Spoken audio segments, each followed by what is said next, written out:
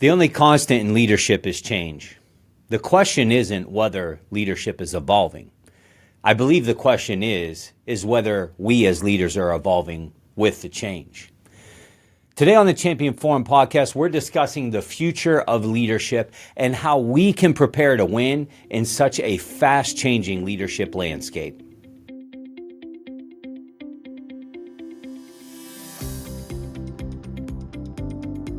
This is the Champion Forum podcast with Jeff Hancher, the forum for leaders, champions, and dreamers. This episode is brought to you by Bernice A. Schweiss, LLC. Bernice A. Schweiss, LLC was founded on the belief that the modern accounting relationship should be different. No matter where your business is in its growth journey, we are here as a trusted advisor, providing data-driven insights and consultative tax, accounting, and strategic planning services built to achieve your financial goals. Together, we can turn your passions into peace of mind. Visit berniceaschweissllc.com for more information. Hey, welcome back to the show, everyone. Jeff Hancher here. I am your host. I am your biggest fan. Listen, the purpose of today's show, it's not so much like many of the other episodes that I do, which is like try to give you some answers, try to give you, some plug and play framework. But really today, my goal is really to provoke some thought. Maybe to put that report card in front of you and maybe kind of score, how are we doing with this landscape of change? Are we foreshadowing what's coming in the future? And this change is coming. Whether we're ready for it or not, we need to be preparing for the future. And why I came upon this conversation is because this is something that is hot topic, top of mind for the executives that I coach one-on-one, as well as conversation that continues to come up in our executive mastermind. And I wanted to share these ideas with the Champion Forum podcast community because oftentimes what I find is that we get so focused in the short term that we lose sight of the long term. And I think it's normal. It's not because people wake up and they intend just to focus on the short term and that they're just discarding what's coming in the future. But as leaders, we work so fast in getting the results. We work so hard in getting the immediate gratification, in driving this month's results to see a spike in the balance sheet, whatever it might be. And we can lose sight of maybe what's coming around the bend. Nobody wants to be the next victim that got left behind because they didn't adapt to the changes that are inevitable. I mean, look no further than Kodak or Blockbuster. I mean, when's the last time you saw that on a kiosk? Kodak. You just don't. Kodak's leadership ignored digital photography and they got left behind. Blockbuster, they dismissed an opportunity to partner with Netflix and they got left behind. And so let's establish where we're going with this. What's changing in leadership? Look, where do we even begin with that question? What's changing in leadership? The better question might be, what's not changing in leadership? Now, there's some hard and true leadership principles that I know are going to withstand the test of time. However, there is a lot of challenges with the changing landscape of leadership. And perhaps top of the list is artificial intelligence and technology. And I'm not going to spend too much time on this subject, and for the simple reason is because I'm not real good at it. I don't fully understand it, but I'm doing my best to adapt to it. What I do know is that leaders must navigate AI and where it's going and the integrations that are coming with AI, the integrations that are coming with automation and data-driven decision-making is going faster than we've ever seen it go before. We can't ignore it. There's generational shifts happening. There's more generations in the workforce today than ever before, which means that you have to be what our good friend Ken Blanchard told us we needed to be as leaders, which is situational. Leading a workforce that includes Gen Z, millennials, and boomers with vastly different expectations and what they feel is fulfilling to them versus what you, the leader, might need, versus what they want and how they all want it to look. They're not all going to want the same thing, and you can't create cookie cutter for them. Therein lies the challenge. But that future is now, and that future is continuing to happen. I mean, how about the remote and hybrid work? I know this isn't a new topic, but I'll tell you what, I feel like we're going into this season of even newer challenges with this whole idea of remote and hybrid work. I mean, look, post-pandemic, during the pandemic, it was a no-brainer. Everybody work remote. All of a sudden, employees were like, you know what, I kind of like this. But now we're in a post-pandemic world, and we have some employers saying, you know what, I kind of liked it better when everybody was in the office. I feel like we can get a lot more done. There's a lot more collaboration, a lot more teamwork, and by the way, maybe even a little bit more accountability. So what does that future look like? I don't know if I have the answers, but the future of work is flexible. I do know that. And leaders, we have to adapt. We have to adapt, or we can face the consequences. And the consequences is losing our top talent or losing talent in general. And if you're a growing, emerging company, do you have requisitions open right now, or are you fully staffed? I'll bet you have requisitions open. I bet if you're a growing, scaling company, you haven't been fully staffed in months. That's probably likely the case. You know, Amazon is going through this. I mean, they're making the headlines. They're at the tip of the spear of this. You know, we're all sitting back and trying to, you know, we got our popcorn in hand trying to figure out, like, how's this going to play out for Amazon? You know, it was a few months back in the fourth quarter of 2024 that I came on this show, and, you know, we were talking about this Amazon's return to work policy. You know, they drew a line in the sand and they said, hey, look, this is what's going to happen. Well, check this out. There was a poll that went out to Amazon employees about this return to work, and 75% of Amazon's workforce, of their entire population of employees, are currently rethinking their current employment with the company. Hey, let me put that in perspective for you for a second. This number flexes here and there, but on average, at any given time, Amazon has 30,000 open jobs. Open requisitions. And on top of that, they have 75% of their current workforce that is telling them, by way of a poll, I'm rethinking my employment with Amazon. How would you like to be leading that charge? I don't know how fun that would be. I'm not here to tell you Amazon's right in what they're doing. I'm certainly not here to tell you they're wrong. I don't know if we're living in right and wrong. But what I am saying is we better be adaptable, and we better be listening to the signs. I also believe the future of leadership is a stronger emphasis than ever before on emotional intelligence. Now, this isn't a new concept.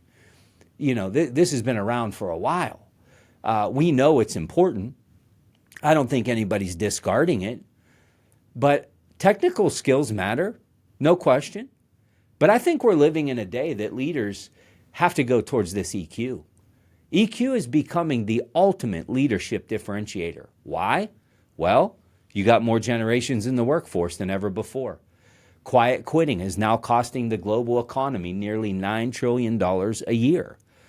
How do we navigate all this? With technical skill? Absolutely not.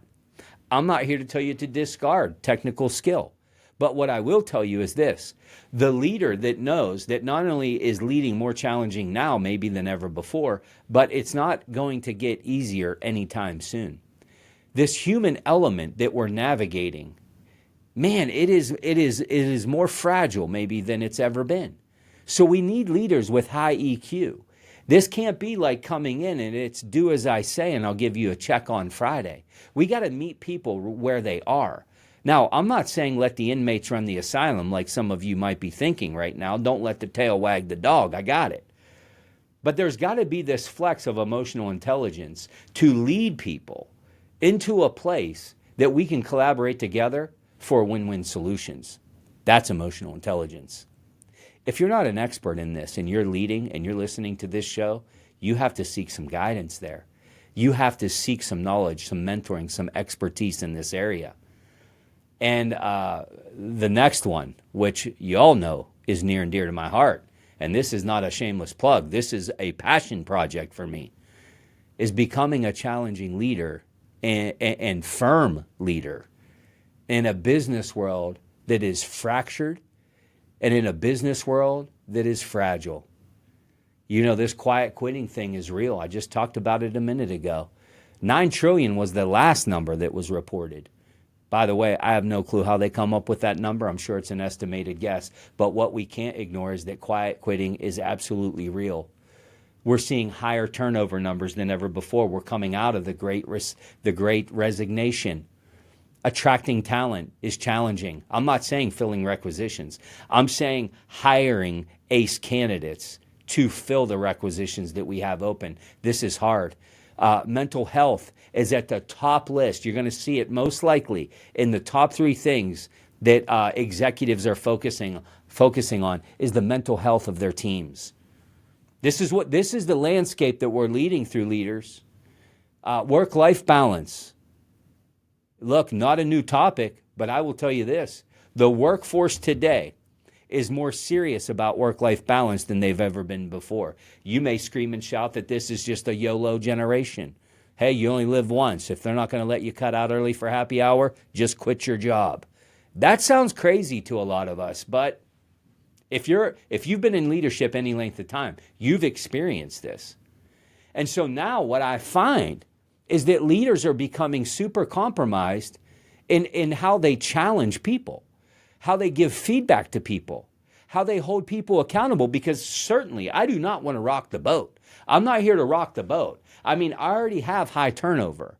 I already have people that are showing up and not really working very hard. I'm already having a hard time filling the requisitions that I have open. I already have people that are taking mental health days and, have told me that they have mental health conditions. What do we do with this? Is it even possible to lead in this kind of environment, in this kind of climate? Well, I got some great news. The answer is yes. And let me encourage the leaders that are listening that this is resonating with you and you're like, Jeff, you're hitting every nerve. I'm feeling exactly what you're saying. Let me encourage you and challenge you on this episode of the Champion Forum podcast that these challenges that you're facing are the ultimate competitive advantage that you have, because somebody like you is going to rise up and they're going to fix the problem. They're going to fix the problem. They're going to lean into the challenge. They're going to be a leader that sets the table in such a way that they can offer somebody some firm feedback and some accountability in a very fragile and fractured workplace. And they're going to do it in a way that it's not condescending and it's not a withdrawal from that person, but yet it's a gift to that person. Is that possible? I'm here to tell you it is absolutely possible. And the greatest leaders that have the greatest impact with the greatest influence, this will be the biggest future competitive advantage that a leader and a culture can have, is some of these things that I just listed. You grab a hold of these things and you get prepared to die on those hills, and I will tell you, you will come out on top more than most other leaders. So how can we prepare for this? How can we prepare for what's coming? And look, there's a lot of unknowns that aren't even on the list yet. They might be coming next week. Don't know. I have no idea. But there's things that we can do to anticipate. There's things that we can do to adapt. The first thing that we have to be is leaders that say, I am committed to lifelong learning. I'm never going to stop learning. This is one of the things that I love so much about John Maxwell. I mean, this fella could have retired years ago, but he doesn't want to. Why? Because he knows he has a gift to give to the world. But he also knows that maybe past content isn't as relevant as it is today. I mean, at any given time, John Maxwell will tell you he's got 5 books that he's dying to write. I got 5 more books already in queue, ready to go. I can't get the pen to go fast enough. He's constantly consuming. He's a master at asking questions. He's a master at getting around other people and learning and being challenged. What does this do? This commitment to lifelong learning, it helps you stay ahead of the curve. So how do we go about doing this? How can we not just talk about, you know what, I'm going to be a lifelong learner? It sounds fantastic on paper. How do we put this to action? How do we do it versus talk about it? Well, you gotta be intentional. You gotta schedule learning time. Literally, schedule it in your calendar. I don't know what your calendar looks like, but my goodness sake, if you took a look at mine, like I might have a calendar invite, at from 2:05 to 2:10 to remind myself to take a restroom break. Like, you ever have a day like that where it's like, oh my gosh, yeah, I haven't gone to the bathroom in 20 hours. What? I've been busy. What? Like, I get it. I get the busyness of the day. But man, if you're going to be somebody that stays ahead of that curve and is a lifelong learner, you got to put learning in your calendar. And as silly as that sounds, you might need to do that. Block out time for reading. Block out time for listening to a podcast, watching a TED Talk. Two things that can change who you become. You've heard me say it on the show. What you consume and who you surround yourself with. Are you scheduling learning time, or are you too busy? Are you too busy chopping the tree and you don't have enough time to sharpen the axe? Because that is going to catch up to you at some point. Build a reading list. Rotate between leadership books, books about innovation, books about thinking differently, right? There's a book called The Future Leader by Jacob Morgan. I would recommend that read. Matter of fact, I might reach out to Jacob and see if he'd like to come on the show. It would be a great topic for us to talk about. A New Kind of Diversity with Tim Elmore. You remember our friend Tim, who was on the show, I don't know, a year and a half ago. Wrote an amazing book about this generational leader that can lead between generations. Hey, how about this one? Firm Feedback in a Fragile World. Shameless plug. Yours truly, coming out June 17th. Ready for pre-order right now. Man, I'm passionate about this book because it's gonna address one of these big fives for me. How do we challenge in this world that just seems like we're always tiptoeing on fractured glass? How do we do this? I don't want to break people. I don't want to make people cry. Certainly, goodness sake, I can't afford for one more person to quit. How can we be firm in that fragile world? Well, think about the leaders that have had the biggest impact on you. Were they tough on you? Yeah, they were. The answer is yes. How did they go about being tough and you never wanted to quit them? Well, because they became a leader that you didn't want to let down. How did they do that? They helped you become better. They asked the right questions. They made you better than you once were. They developed you. They gave you skills that you didn't have. They asked the right questions. They listened. Well, all of these things that they earned the right to have a tough conversation. That's what we talk about in this book. The Future Leader I talked about. Man, Jacob, if somebody knows Jacob Morgan, please get him on the show. The Infinite Game by Simon Sinek. You all know Simon Sinek. If you haven't read that book, The Infinite Game, I would highly recommend that. It'll give you a whole different perspective. But build a reading list of books that are going to challenge you. Follow these emerging trends. I'm not saying you got to like it. Listen, let me go on record of saying I hate technology. That might be a strong word, but I don't know a better word for it. I'm not an adopter. I'm not an early adopter. My man Brad here sitting shotgun. Now listen, if there's new technology coming out, he's got it. That's his deal. It's his thing. He loves it. Me, I'm Mr. Resistor. Like, no, can we still do the dot matrix printer? What's wrong with that? It's been working all these years. Like, I get that. But you at least got to be involved and know that they're there and know what's happening. Artificial intelligence, business strategy, emotional intelligence, all of these different things. We got to stay on top of these curves. If you've never read the book Emotional Intelligence 2.0 by Travis Bradberry and Gene Graves, I'm telling you, this is a must-read book. And don't read it to say you read it. Read it to study it, internalize it, and execute it. Tell, show, involve. That's how you should read books. Let them tell you the content, but then go seek somebody to show you the content, and then seek a mentor to involve you in the content. Read the book, and then get around people that are great at the content. That's how it becomes part of your DNA. Reading books does not make you an expert on anything other than trivia. It's the execution that we need, but we first have to have the knowledge. Maybe you need to attend more leadership conferences or workshops. You know how I would know how serious you are about being a future leader is if you gave me your last 12 months of bank statements. You give me your last 12 months of bank statements and I'll tell you what matters to you. There's this saying that I love, and it's where your treasure is, your heart is. And I believe it's true. because where you invest your resources is what matters to you most. We can't say that we want to be great leaders but not invest in that. Well, Jeff, I'll tell you what. If my company wants me to be a better leader, then they'll send me to the workshop. Time out. Time out. What you just said was they want me to be a better leader more than I want to be a better leader. That's messed up to me. That's crazy to me. Because if you do what everybody else does, you're going to get what everybody else has. If you go to the training that everybody else in the company is going to, how does that elevate you? You can at best do what everybody else is doing. No, that's not you. You are a listener of the Champion Forum podcast. You are built different. You think different. You act different. You move different.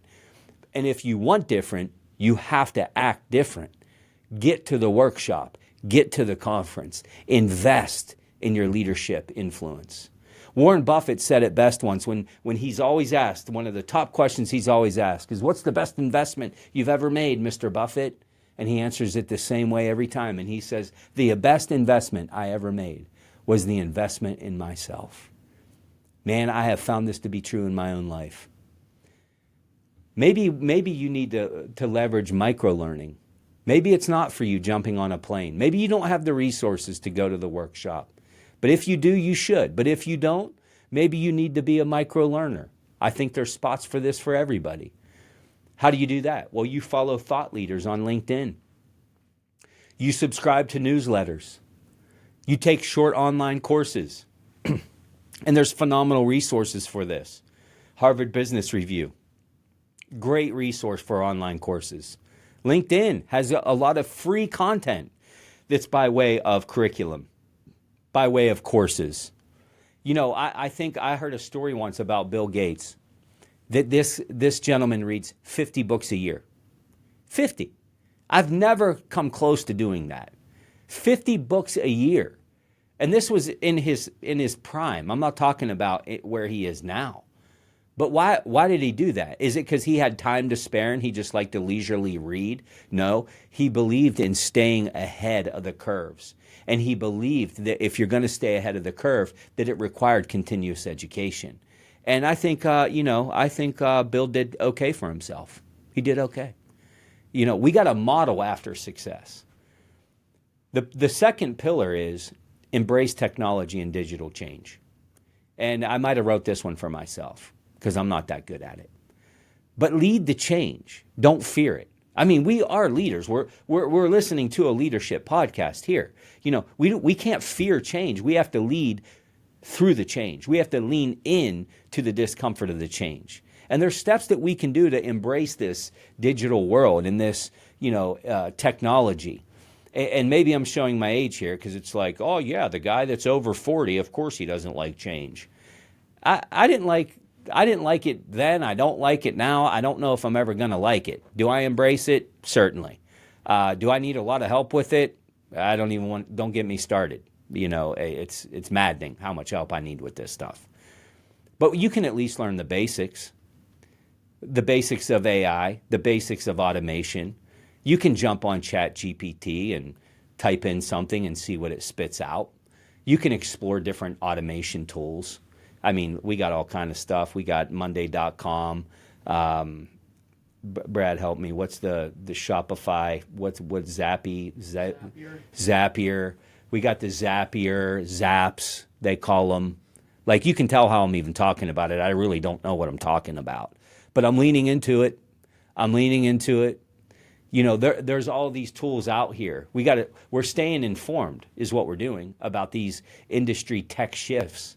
And trust me when I tell you, if I can do it, anybody literally can do it. I believe that. You know, I'm a slow adopter to this stuff, but I at least want to know what's going on.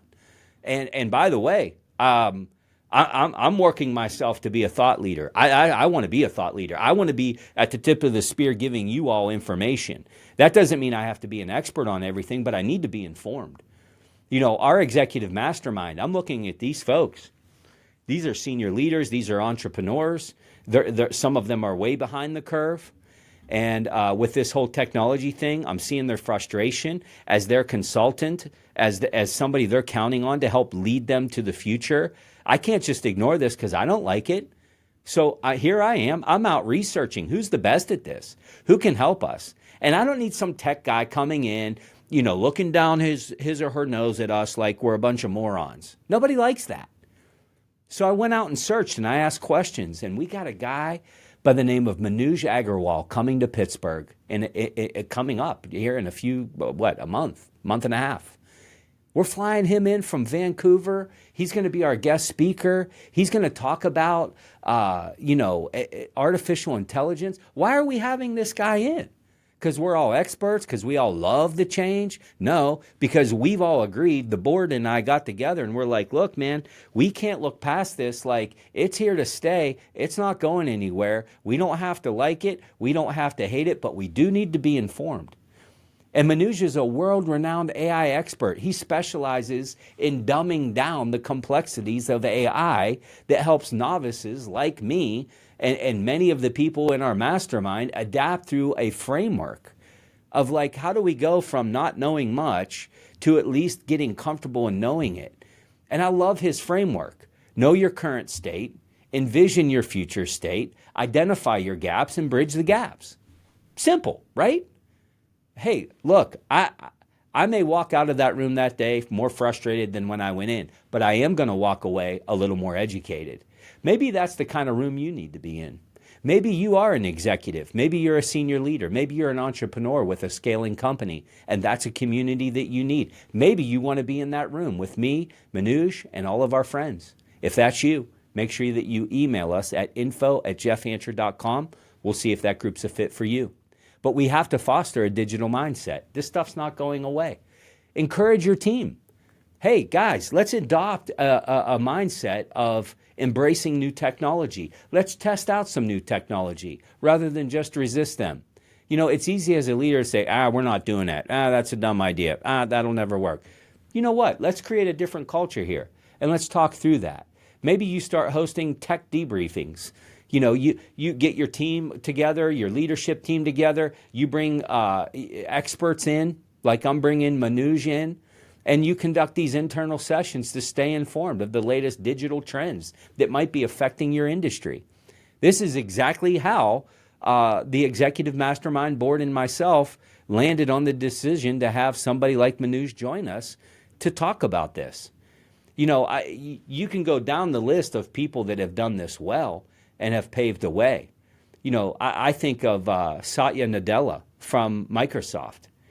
Look, it's a tech company, but she shifted the entire company's culture to embrace cloud computing and AI. That's a big shift, right? But now it's made Microsoft one of the most valuable companies on the planet. That's a lot of change to manage. But man, shifting this culture and having a whole organization embrace this new shift in technology, pretty amazing. Pillar 3, develop agility and be adaptable. This is this message of be comfortable with the uncomfortable. How do we do that? What are some practical steps? What can we do? Well, look, something that costs you nothing, that I love, that I did a whole lot with my clients, I still do it quite a bit, is these what-if scenarios. What-if scenarios. Always ask, what if our industry shifts tomorrow? How would we respond? What if a new competitor came on the marketplace with an emerging product or system or process? How would we respond? These what-if scenarios, man, they will help you get ahead. They will help you think differently. They will help you build proactive strategies. They cost you only time. Get your team together and go through what-if scenarios. Seek constructive disruption. This is a big one. Challenge your own thinking and assumptions by bringing in outside perspectives. There's nothing more that can kill a culture of preparing for the future than stagnation. Well, it's always worked for us this way. We've heard that, that's not going to work. Can you bring in outside perspectives? That's one of the things I love about my job and what I get to do. Companies will call me into their industry. It could be from med device to insurance to legal to finance. It really doesn't matter. I'm in all of it. And it really doesn't matter what the industry is. I don't need to be an expert in the industry. My role literally becomes disruptor. I'm coming, why y'all do it that way? How come you never tried it this way? Have you ever done this? Wow, never thought of that. Seems simple, right? Yeah, I think we could do that. Honestly, Jeff, I don't know why we've never done that. That seems to make sense to me. I literally get paid to disrupt current thinking and challenge new ways. That's literally what I get to do. Are you doing that? Are you seeking constructive disruption? Maybe you need to pilot small things. I'm not saying that you have to take leaps that are miles long. You might need to take leaps that are inches long. Maybe before committing to a big change, you test a new approach on a very small scale. Maybe you're thinking about remote work. Trial it. Do it. Maybe, I'm not saying go 5 days a week. Maybe it's like, we're going to start on Fridays. Everybody, you can work remote on Fridays. You don't have to bite the whole thing off at one time. Experiment with new techniques. Trial new technology. It doesn't mean that you have to marry it. Take it on a couple dates. See if you like it. But you got to build resiliency. You got to be resilient. View failure as data. You're going to fail. If you're a future thinking leader, you're going to fail. I promise you. This whole book writing thing, it's taken years off my life, I think. Why? Because I've never done it before. I've never been an author before. I've never been through a book promo before. I've never written a book before. I didn't know what I didn't know. And I'm failing every single day of my waking life. And it's frustrating. But guess what? I'm probably going to write another book. And I'm going to take this failure into the next book. And at some point in time, I'm going to be a master expert at what this thing looks like. I'm committed to it.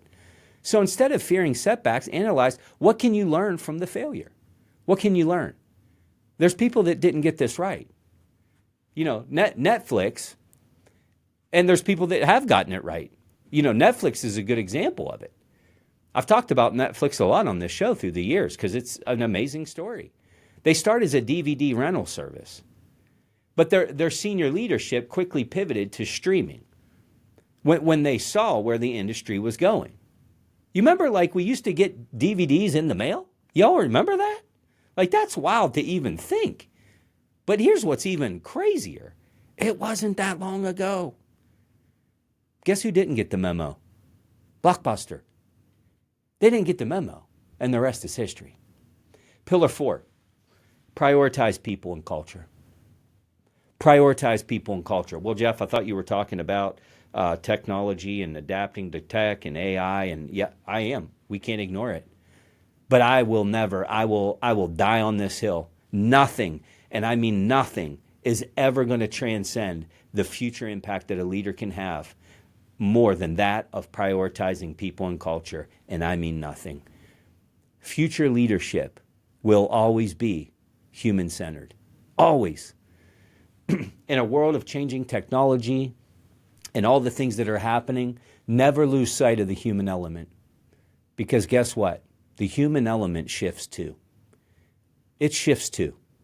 The human element, the workforce of today, it's not that of 20 years ago. There's shifts in this. What do we do? How do we shift with this? How do we maintain this thought process, this thinking? How do we become a future leader that is always managing the ebb and flow of the human element? Well, I said it before, I'll say it again. You have to elevate your EQ. You have to elevate your emotional intelligence. Where are you on the scale? Are you good? Are you bad? Are you great? Are you an expert? Do you even know? Well, if you don't, a great start would be to take an EQ assessment. There's an assessment out there called the EQI 2.0. EQI 2.0. Take it. Take that assessment. That's going to be the mirror. Boom. Well, how am I doing on this? At least you're going to know where you're at. Self-awareness is the beginning of change and improvement. Be an active listener. Even if you don't take the assessment, listen well. That's a great, great part of EQ. Have these check-ins, these one-on-ones, these regular meetings. Have I talked about this on the show before? I believe I have. Probably almost every single week. Why? 2 things I'm not going to stop talking about on this show. The value of regular one-on-one check-ins with everybody in your company and finding mentors for everybody in your company. Have these structured, formal, but not too rigid type conversations with your team members to understand their challenges and understand their aspirations. This opens up a whole new world of leadership deposit. And it earns you the right to have the tough conversations. Why? Because trust is spelled this way. T-I-M-E. Trust is built through time, through deposits, through professional intimacy. We have to build psychological safety. And this might be where some of my driver type leaders are like, okay, I've had enough. Like, I'm not going to bring fluffy leadership into my workplace. But I will tell you, this psychological safety, you either get on board, because remember what I talked about, this mental health thing? This is a real thing. And I'm not here to give you my opinion on it. I'm not here to tell you what I think about it. I'm not real sure what I think about it, which is why I probably shouldn't give my opinion on it. But what I do know is it is real, and it is something we have to lead through. So as leaders, we have to build psychological safety. How do we do this? Well, we got to create an environment where employees feel safe to share ideas and take risks without fear, without blame, that there's open communication, but with leaders that have healthy boundaries. We gotta constantly be recognizing and rewarding this adaptability throughout our cultures. Celebrate innovation, celebrate flexibility, rather than punishing change. You know, this is this promote what you love versus bash what you hate. I believe in it. We got to focus on it. That doesn't come natural for every leader. And balance these deposits with withdrawals and master the art of accountability. Remember, clear and reasonable, and firm, it's kind. It's kind leadership. You know, everybody listening to this show today, you are a product of the feedback you've been given or the feedback that you have not been given. That's who you are. It has shaped you or it has held you back.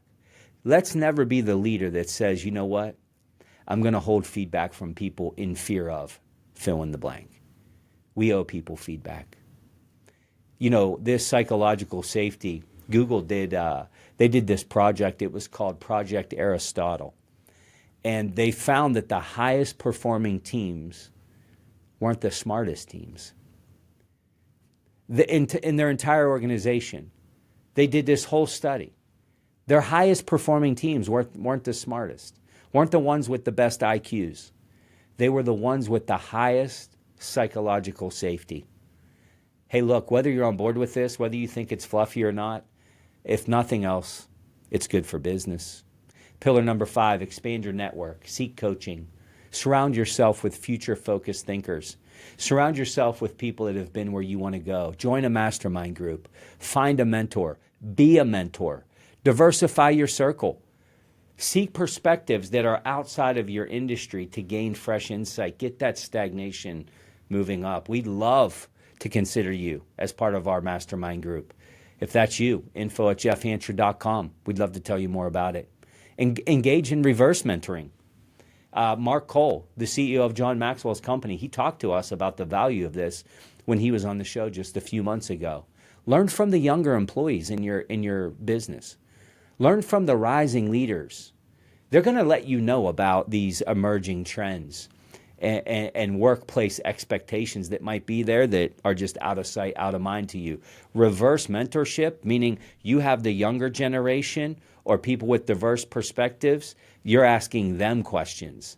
I love that. There's a cost to not adapting. We got Blockbuster and Netflix. Look no further. How about Sears and Amazon? You know, for the OGs listening in.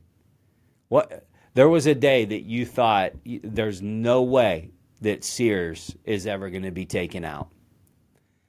Sears was the king of all retail. But they didn't adapt. They did not adapt well to e-commerce. I mean, I think the internet had been out for 15 years and I was still getting that Sears catalog at Christmas time. Y'all remember that thing? It was like 25 pounds. You had to, like, I mean, a 25-pound catalog. And here we have internet, and we have online shopping, and they're still sending a catalog. They did not adapt. BlackBerry versus Apple. Man, BlackBerry was it. Y'all remember that trackball? I mean, I love that trackball. That was amazing. I love the games on there. You know, all the things that came. I mean, that thing was ahead of its time. But guess what? BlackBerry missed the memo on touchscreen, didn't they? They didn't adapt to that touchscreen revolution too well. But Apple did, and they changed the game. In closing, I got some challenging last comments. What are you doing today to prepare for the future? The best leaders aren't waiting for the future to arrive. They're shaping it. They're shaping it. Leadership is evolving. Whether we like that or not, it's evolving. The question is, will you evolve with it? I want you to just pick one of these areas today. One, because I know we're busy. I don't want to give you too much to do. But I just want to challenge you to take one area that I talked about today and take quick action on it. The leaders of the future, they're the ones who don't wait for change. They drive change. Until next week, keep adapting and keep turning the pressure into potential. The Champion Forum Podcast with Jeff Hancher.